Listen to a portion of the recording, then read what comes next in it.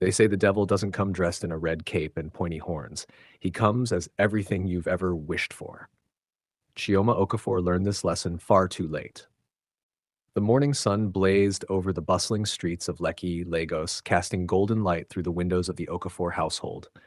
The aroma of jollof rice and peppered chicken filled the air as Chioma stood at the kitchen counter, humming along to the Afrobeats playing softly from the radio. Her husband, Emeka, wrapped his arms around her waist from behind, planting a gentle kiss on her neck. "Good morning, my queen," he whispered in Igbo. Chioma turned in his embrace, her eyes sparkling with contentment. "Good morning, my king." This was their morning routine. 5 years of marriage, and they still moved around each other like newlyweds who had just paid their bride price yesterday. Their friends at the Redeemed Christian Church often joked that their love was almost sickening in its perfection. But Chioma and Amika didn't care. They had built something precious together, a union blessed by God and their ancestors. Or so they thought. The sound of footsteps on the marble staircase interrupted their moment. Blessing, Chioma's stepsister, appeared in the doorway of their spacious dining room, yawning and stretching. Her Brazilian weave was disheveled from sleep, and she wore an oversized t-shirt that hung off one shoulder. "Morning," Blessing mumbled, heading straight for the kettle to make tea. "Good morning, Blessing," Chioma said warmly. "Did you sleep well?" "Yes now," Blessing replied, not meeting her sister's eyes. Chioma and Emeka had taken Blessing in 3 months ago after her fiancé broke off their engagement 2 weeks before the wedding. The young woman had been devastated, not just emotionally, but financially. She'd spent all her savings on the wedding preparations, the aso-ebi, the hall booking, everything. When her fiancé called it off after meeting someone else, Blessing was left heartbroken and broke, unable to afford her rent in Yaba. Chioma, with her generous heart, couldn't bear to see her stepsister suffer such shame and struggle. The whispers at the market, the pitying looks from family members, the returned wedding gifts. It was all too much for Blessing to bear alone. Emeka had agreed without hesitation. After all, in their Igbo culture, family helped family. It was their duty. What they didn't see were the looks Blessing gave them when their backs were turned. The way her jaw clenched when Emeka kissed Chioma goodbye before leaving for his office in Ikoyi. The bitter taste that filled her mouth whenever she heard Chioma's genuine laughter echoing through their four-bedroom duplex. Blessing had always lived in Chioma's shadow. Growing up in their village in Enugu, Chioma was the one who got the best Boye EC results, who won the beauty pageants at church, who seemed to glide through life with an ease that Blessing could never quite achieve. And now, Chioma had this too, a perfect marriage to a successful businessman, a beautiful home with DSTV and a generator that actually worked, a husband who looked at her like she was Beyoncé and Michelle Obama combined. Meanwhile, Blessing's own chance at happiness had been snatched away. Her fiancé had left her for a younger girl, a university student with no substance but a pretty face. The shame of it burned in Blessing's chest every single day. It wasn't fair. 2 weeks later, Chioma's best friend Ngozi stopped by for lunch. Ngozi was a sharp-eyed woman with an intuitive nature that often bordered on spiritual discernment. She had been Chioma's closest confidant since their days at the University of Lagos, and she knew her friend better than anyone. They sat in the air-conditioned dining room, plates of fried plantain and beans spread before them, chatting about everything from politics to the latest Nollywood gossip. Ngozi laughed at one of Chioma's stories about her mother-in-law's latest church drama, but her smile didn't quite reach her eyes. Something was bothering her. "What is it, Ngozi?" Chioma asked, noticing her friend's distraction. "You're doing that thing where you want to talk, but you're afraid." Ngozi set down her fork and adjusted her jelly. "It's probably nothing. Abeg, come on, out with it." Ngozi hesitated, then leaned forward across the table. "It's Blessing. There's something off about that girl." Chioma's eyebrows rose. "Off? What do you mean?" "I don't know exactly.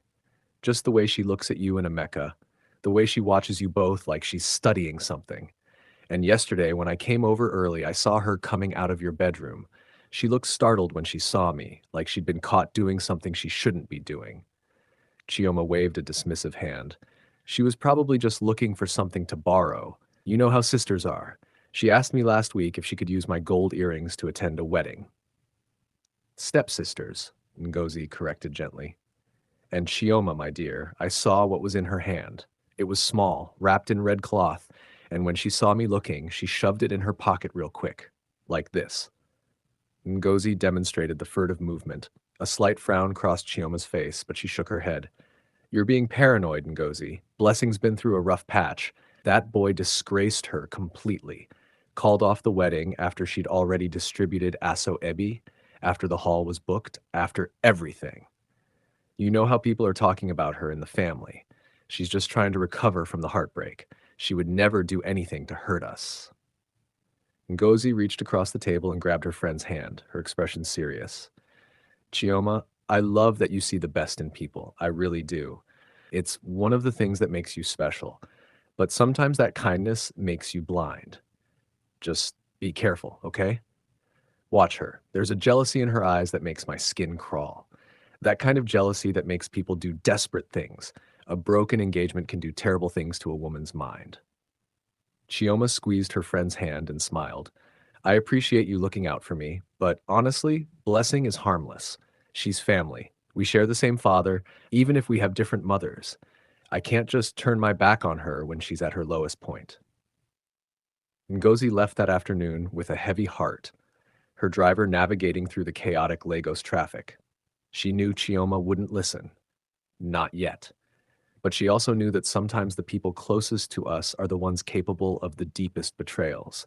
She had seen it before in this city where desperation and envy could turn even family members against each other.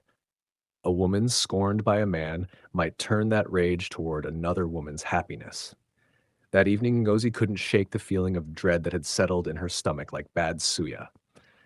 She had seen that small object wrapped in red cloth in Blessing's hand, had seen the guilty panic in the young woman's eyes. In Lagos, everyone had heard stories of jazz, of juju, of people using spiritual means to get what they wanted. The city was full of prophets and native doctors, some genuine, many fraudulent, all claiming to have solutions to life's problems. She knew what that red cloth meant. She'd seen it before. She drove to Emeka's office in Ikoyi, arriving just as he was packing up for the day. His secretary, a young woman named Funky, showed her into his spacious office with its view of the Lagos lagoon. Ngozi? Emeka looked surprised to see her, standing up from behind his mahogany desk. Is everything okay? Is Chioma all right? Chioma's fine. Ngozi assured him quickly, closing the door behind her. But I need to talk to you about something important, something serious. They sat in the leather chairs facing his desk, and Ngozi told him everything about Blessing's strange behavior, the object she'd been carrying wrapped in red cloth, the look of pure envy she'd witnessed on the young woman's face. Emeka listened carefully, his expression growing more serious with each word.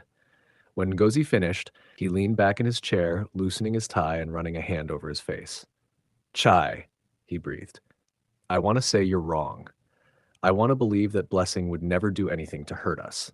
She's family. And she's been through so much. That boy really did her badly. But honestly, I've noticed things too. The way she stares sometimes like she's counting everything we have. How she always seems to be lingering nearby when Chioma and I are having our private moments together. Last week, I caught her in my study, and she claimed she was looking for a pen, but my drawer was open, the one where I keep important documents. So you'll watch her? Ngozi pressed, leaning forward.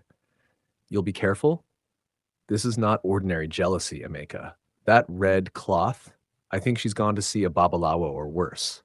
A woman whose wedding was canceled might do anything to have what another woman has.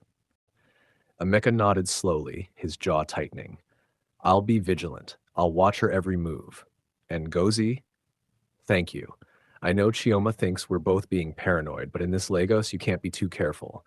Even family can betray you for their own gain, especially family who feel they've been shamed and wronged by life. Ngozi left feeling slightly better, though the knot in her stomach remained. She had done all she could do. The rest was up to Emeka and Chioma. As her driver fought through the evening traffic on Falomo Bridge, she whispered a prayer for her friends. The following Tuesday, Emeka decided to leave work early. He'd been putting in long hours lately, dealing with a difficult business deal, and he wanted to surprise Chioma with an afternoon together. Maybe they could drive to that nice restaurant in Victoria Island she loved, the one with the fresh fish and live band, sit on the terrace and watch the sunset over the water. He pulled into their compound at 3 in the afternoon, nodding to the gateman who opened the heavy iron gates. A bouquet of roses sat on the passenger seat of his Range Rover. He'd stopped at the flower cellar on Admiralty Way. The house was unusually quiet as he opened the front door with his key. No Tiwa Savage playing from the speakers, no sounds of Chioma moving around the kitchen preparing dinner. "Chioma?" he called out. "My wife! I'm home!" The response that came made his blood run cold. A shriek erupted from upstairs, followed by the thunder of footsteps on the marble stairs. Then Chioma appeared at the top of the staircase, her usually neat braids wild and disheveled, her eyes glazed with an expression Amika had never seen before. She looked possessed, like someone who had lost their mind completely. "Don't run from me," Chioma screamed, and Amika realized with horror that she wasn't talking to him. Blessing burst past her, racing down the stairs with pure terror on her face. Her makeup was smeared, mascara streaming down her cheeks, her breath coming in panic gasps as she tried desperately to reach the front door. But Chioma was faster. She lunged down the stairs with unnatural speed, grabbing Blessing's arm with both hands and spinning her around violently. "Please!" Blessing sobbed, struggling against her sister's grip. "Let me go. Chioma, what's wrong with you? You're scaring me. What's wrong with me?" Chioma's voice was strange, dreamy, completely unlike herself. It was as if a different person was speaking through her mouth. "My darling, nothing's wrong. Can't you see? I love you. I love you so much it hurts. My heart beats only for you, Blessing. Only for you. You're my sun, my moon, my everything." Emeka stood frozen in shock, the roses falling from his hand to scatter across the floor, as his wife pulled Blessing into a desperate embrace, stroking her hair, pressing kisses to her forehead and cheeks, while Blessing struggled and screamed in horror. "Chioma!" Emeka finally found his voice, his legs unlocking. He rushed forward, trying to pull his wife away from her stepsister. "Chioma, stop this madness! What are you doing? This is not you." Chioma turned on him, her eyes blazing with a fury he'd never witnessed in all their years together. "Get away from her. Don't you dare touch her. She's mine. My love, my life, my heart, my soul, my everything. Stay away from my Blessing." She shoved Emeka with surprising strength, sending him stumbling backward into the wall. The commotion had drawn attention. Their housemaid, Patience, stood in the doorway to the kitchen, hands over her mouth in shock. The gateman had come running, and neighbors had begun to gather at the still open front door, drawn by the screaming. Mrs. Adeleke from the next compound, her teenage daughter, the Malam who sold suya at the corner, the Okada riders who always parked near their gate, all of them crowded at the entrance, staring in disbelief at the scene unfolding before them. Chioma had Blessing cornered now, backing her against the wall near the dining room, whispering desperate words of love and devotion, while Blessing sobbed in horror, trying to push her away. "Ah! What kind of thing is this?" Mrs. Adeleke exclaimed, clutching her wrapper. "Chioma, what has come over you?" "This is not natural," the gateman muttered, shaking his head. "Something is wrong. This is spiritual attack." Mrs. Adeleke, a woman who had lived through many things in her 60 years, studied the scene with narrowed eyes. She had grown up in her village in Osun State before moving to Lagos, and she recognized the signs. "It's juju," she said quietly but firmly. "Someone has used jazz on her, a love spell gone wrong." Everyone turned to look at her, and then, slowly, all eyes turned to Blessing, who had gone pale as a ghost despite her dark skin. "I didn't," Blessing started, but the guilt was written all over her face, in the way her eyes darted around looking for escape, in the trembling of her hands. Emeka's shock transformed into cold, burning rage. Everything clicked into place like pieces of a terrible puzzle. Ngozi's warnings, the strange object she'd seen wrapped in red cloth, Blessing's jealousy and bitterness that he'd been too blind to fully acknowledge. "You did this," he said, his voice dangerously quiet in the way that men from the East speak when they're truly angry. "You put a spell on my wife. You went to a babalawo or some shrine and you did this to her." "I didn't mean for this to happen," Blessing cried, tears streaming down her face. "I swear it was supposed to." She stopped abruptly, realizing what she was admitting to in front of all these witnesses. "Supposed to what?" Emeka moved toward her, his fists clenched. The crowd at the door murmured angrily, "Supposed to make me fall in love with you instead? That was your plan? To destroy my marriage and take my wife's place? To have what your fiancé denied you?" Shioma had finally released Blessing, but only because she had collapsed to the floor, sobbing too hard to chase her anymore. She knelt on the cold marble, reaching desperately toward her stepsister with shaking hands. "Please, Blessing, my darling, don't cry," Shioma wept. "I'll do anything for you. Anything. I'll give you all my jewelry, all my clothes, my car, everything I own. Just love me back. Please, I'm begging you, love me back." The scene was heartbreaking and terrifying in equal measure. Some of the women in the crowd began to cry. The Okada riders cursed under their breath. Everyone knew this was the work of darkness. "Fix this," Emeka commanded Blessing, his voice shaking with rage. "Whatever you did, whatever shrine you went to, whatever babalawo you paid, you go back there now and undo it. Now!" Blessing backed toward the door, shaking her head frantically. "I can't. The woman I got it from, she's gone. She disappeared. I don't even know her real name. She found me at the market in Ohuelegba when I was crying about my broken engagement, and she said she could help me get everything I wanted." "You're lying," Emeka shouted. "I'm not. I swear on my father's grave. She just gave me the charm and told me what to do, and then I never saw her again. I've been looking for her. I didn't know it would turn out like this." Blessing's words dissolved into panicked rambling, her voice high and desperate. "Get out," Emeka said coldly, pointing to the door. "Get out of my house. Pack nothing. Take nothing. Leave now. Leave now. And if you don't find a way to fix this, I swear by God and by my ancestors, I will make sure you pay for what you've done. The police, the church, everyone will know what you are." But Blessing was already running. She pushed through the crowd of neighbors and disappeared into the street, her wails fading into the sounds of Lagos traffic. Emeka turned back to his wife, who was now curled on the floor, weeping and calling Blessing's name over and over again like a madwoman. His heart shattered into 1,000 pieces. His strong, intelligent, beautiful Chioma reduced to this. The neighbors slowly dispersed, whispering among themselves about the scandal that would surely spread through Lekki by morning. Mrs. Adeleke stayed behind, placing a comforting hand on Emeka's shoulder. "Take her to my pastor," she said quietly. "Mountain of Fire. They deal with these things. Don't waste time." The days that followed were a living nightmare that felt like something from a Nollywood horror movie, except this was Emeka's real life. Chioma refused to eat. She refused to sleep. She sat by the window facing the street, staring out at the gate, waiting for Blessing to return. When Emeka tried to comfort her, she pushed him away violently, screaming that he was keeping her from her true love. When he tried to feed her, she knocked the plate from his hands. When he tried to hold her at night, she fled to the guest room and locked the door. Emeka called Ngozi, who dropped everything and rushed over from her house in Aja, sitting in go slow for 2 hours to reach them. Together, they tried everything they could think of. Ngozi researched online and through her church connections, finding the names of powerful pastors and spiritual leaders who might be able to help. First came Pastor Adeyemi from Mountain of Fire and Miracles Ministries. He was a fierce man known for his powerful deliverance sessions, and he agreed to come pray over Chioma. But the moment he began reading from his Bible and commanding the demons to leave, Chioma erupted in rage. She threw a glass vase at him, screaming obscenities in Igbo and Yoruba that she would never normally say.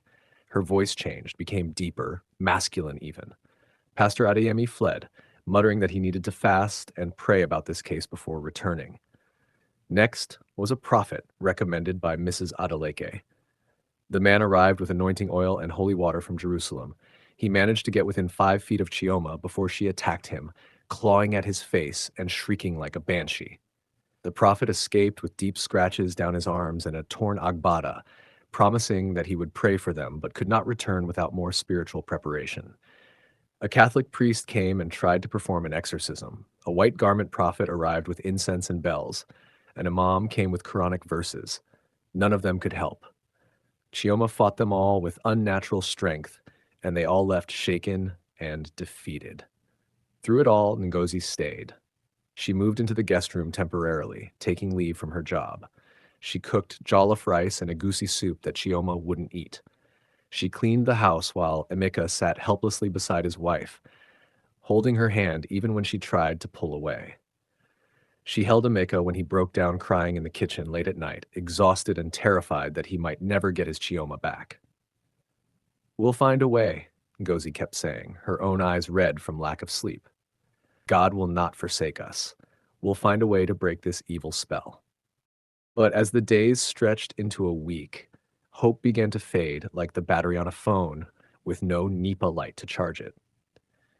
Amika spent hours searching for Blessing.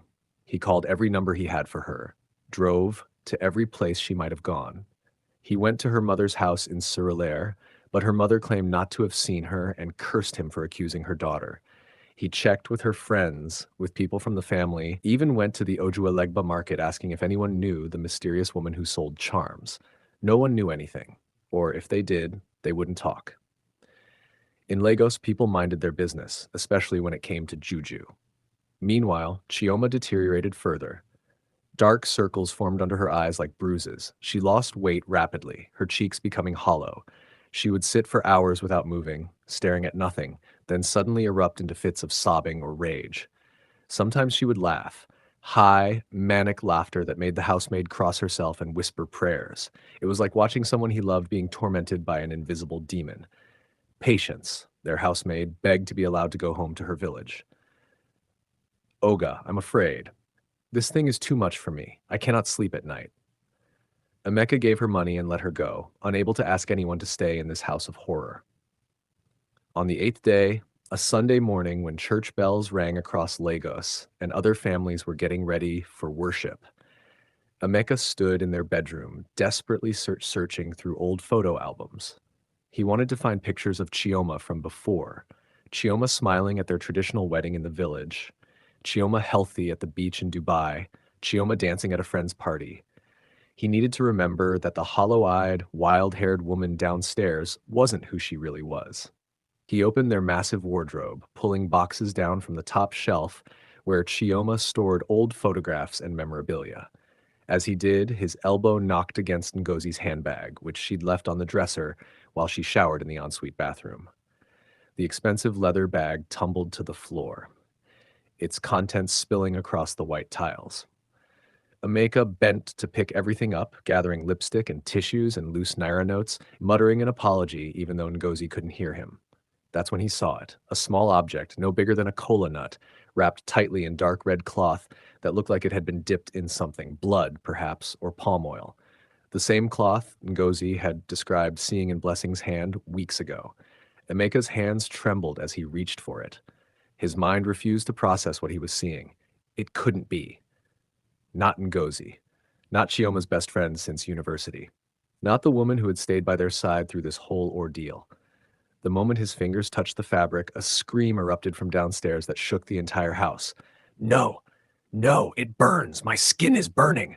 Ah, God, it's fire!" Emeka's heart stopped. That wasn't Chioma's voice. It was Ngozi's. He ran down the stairs, taking them three at a time, the wrapped object clutched in his fist. In the living room, he found a scene that would be burned into his memory forever. Chioma was sitting up on the couch for the first time in days, looking around in confusion, her eyes clearing as if waking from a terrible dream.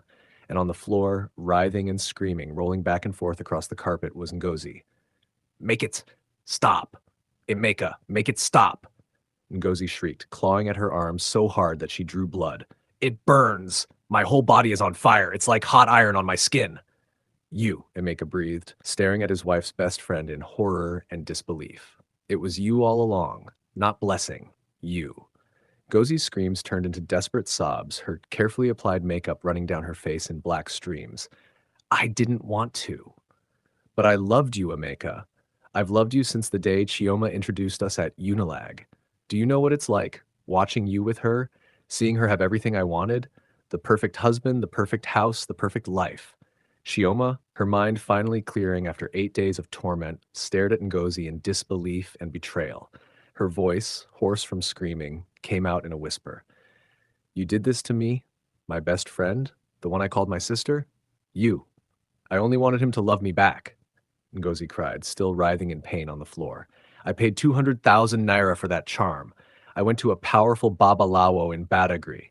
I studied for weeks to learn how to use it properly. I was supposed to put it under his pillow, but then that stupid blessing kept getting in the way, snooping around, and I had to make everyone think it was her. I even brought those fake pastors, people I paid at the market to pretend to try and fail, so no one would actually break the spell before it worked properly.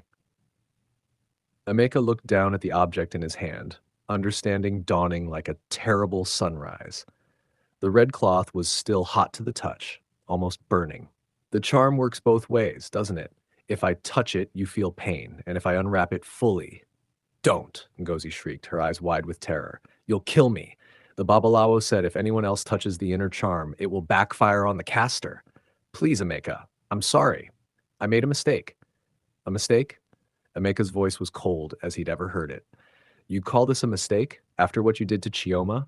To our marriage? You came into our home, ate our food, accepted our generosity, pretended to be a friend while poisoning everything we had with your wickedness.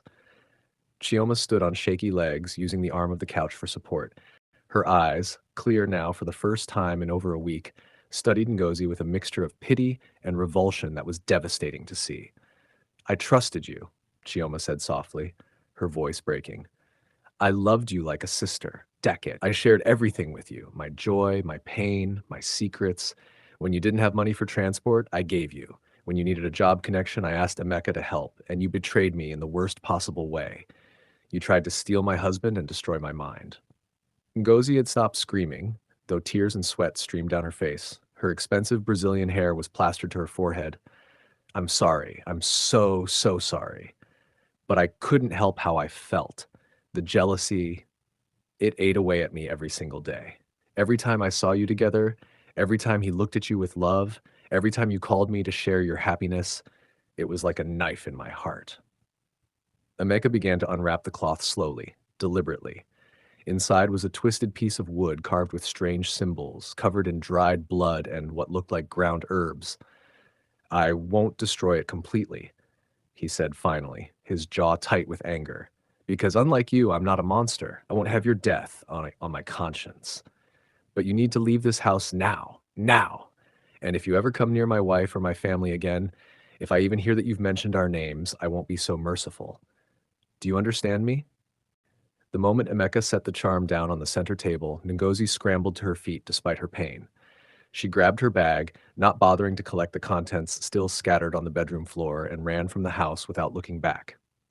They heard her car engine start, heard the screech of tires as she drove away at dangerous speed. The house fell silent. Chioma collapsed into Emeka's arms, and for the first time in over a week, she was truly herself again. They held each other and cried, the weight of the ordeal finally crashing down on both of them. Emeka stroked her hair, whispered apologies for not protecting her, promised that he would never let anyone hurt her again. It's not your fault, Chioma whispered against his chest. We trusted the wrong person. We couldn't have known. They stayed like that for a long time, just holding each other, grateful to have survived the storm.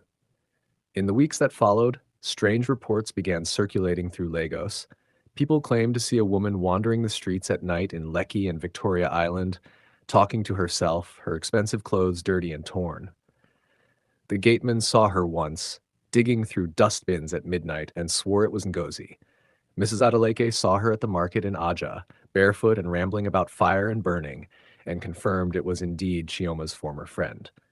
The charm's curse came back to her.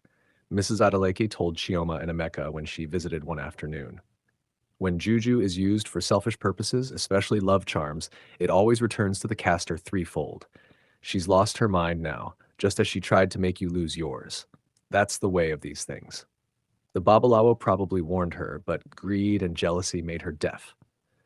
Chioma felt pity for her former friend despite everything, but she couldn't bring herself to help. Some betrayals cut too deep. Some wounds don't heal just because you understand how they were made. Emeka and Chioma also found blessing, living with her aunt in Enugu. They drove all the way to the east to see her, and when she opened the door of her aunt's small flat, she burst into tears. I'm so sorry. Blessing sobbed, falling to her knees in the traditional way. I was so jealous, so bitter. After my wedding was canceled, after that man disgraced me in front of everyone, I looked at your happiness and it felt like mockery. I'm ashamed, but I swear on our father's grave, I never cast any spell. I don't even know how to do such things. I was angry and resentful, yes, but I would never use juju against my own sister. Shioma pulled her stepsister up and into a hug, both women crying. I know. No. We know. Ngozi fooled us all. She used your jealousy against you, made us suspect you so we wouldn't see what she was doing. They spent hours talking that day, sitting on the veranda while Blessing's aunts served them ukwa and palm wine. Blessing confessed to her jealousy, to her resentment of Chioma's seemingly perfect life, especially in the aftermath of her own humiliation. But she also spoke of her shame over those feelings, and how the false accusation had actually pushed her to examine her heart. She'd been going to church every day since she fled Lagos, praying for forgiveness, trying to understand why she couldn't just be happy for her sister's happiness. The broken engagement had wounded her, but the jealousy had been a sickness eating at her soul. Come home when you're ready, Chioma said, holding her stepsister's hand. You're still my family. Our door is always open. But maybe you should stay here for a while. Heal properly. Find yourself. Find a new beginning here in Enugu, and when you're truly ready, with no bitterness in your heart, you can visit us. Blessing cried harder. She didn't deserve this forgiveness, didn't deserve this grace, but Chioma gave it anyway, because that was who Chioma was. Someone who chose to see the best in people, even when they'd shown her their worst. Someone who understood that jealousy was a sickness that could be healed with time and distance and prayer. The people closest to us have the power to hurt us the most. Not every enemy shows their hatred openly. Some hide behind smiles and kind words and claims of friendship. And perhaps most importantly, kindness and trust should never come at the expense of wisdom and discernment. Love, real love, requires both an open heart and open eyes.